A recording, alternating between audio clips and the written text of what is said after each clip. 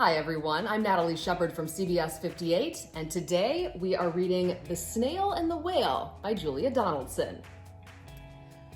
This is the tale of a tiny snail and a great big gray-blue humpback whale. And this is the rock as black as soot, and this is the snail with an itchy foot.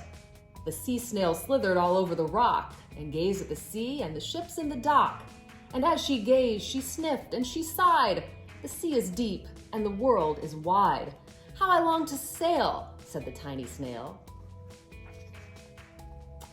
And these are the other snails in the flock, who all stuck tight to the smooth black rock, and said to the snail with the itchy foot, "Be quiet, don't wiggle, sit still, stay put." But the tiny sea snail sniffed and sighed. They cried, "I've got it, I'll hitch a ride."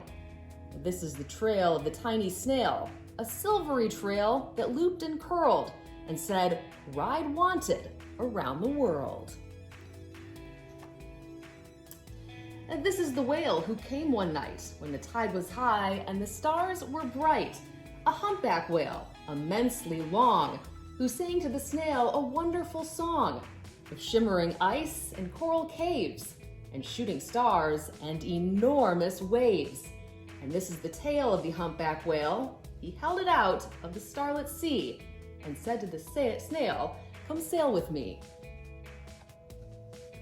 This is the sea so wild and free that carried the whale and the snail on his tail to towering icebergs and far-off lands, with fiery mountains and golden sands. And these are the waves that arched and crashed, that foamed and frolicked and sprayed and splashed the tiny snail on the tail of the whale. And these are the caves beneath the waves, where colorful fish with feathery fins and sharks with hideous, toothy grins swam past the whale and the snail on his tail.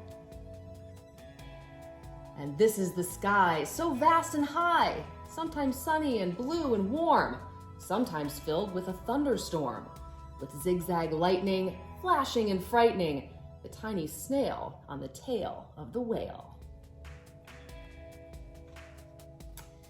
And she gazed at the sky and the sea and the land, the waves and the caves and the golden sand. She gazed and gazed, amazed by it all. And she said to the whale, "I feel so small." But then came the day the whale lost his way. These are the speedboats running a race, zigging and zooming all over the place, upsetting the whale with their ear-splitting roar, making him swim too close to the shore. And this is the tide slipping away. And this is the whale lying beached in a bay. "Quick, off the sand, back to the sea," cried the snail. "I can't move on land, I'm too big," moaned the whale. The snail felt helpless and terribly small. Then, "I've got it," she cried, and she started to crawl. "I must not fail," said the tiny snail. And this is the bell on the school in the bay, ringing the children in from their play. And this is the teacher holding her chalk, telling the class, "Sit straight, don't talk." And this is the board as black as soot. And this is the snail with the itchy foot. "A snail, a snail!" The teacher turns pale. "Look," say the children, "it's leaving a trail."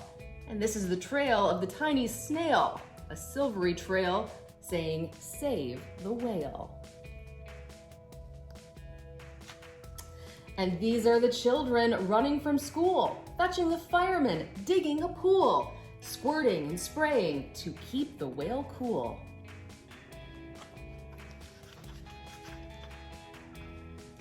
And this is the tide coming into the bay, and these are the villagers shouting "Hooray!" as the whale and the snail travel safely away. Back to the dock and the flock on the rock, who said, "How time's flown, and haven't you grown?" And the whale and the snail told their wonderful tale of shimmering ice and coral caves and shooting stars and enormous waves, and of how the snail, so small and frail, with her looping, curling, silvery trail, saved the life of the humpback whale. And then the humpback whale held out his tail, and on crawled snail after snail after snail. And they sang to the sea as they all set sail on the tail of the gray-blue humpback whale. The end.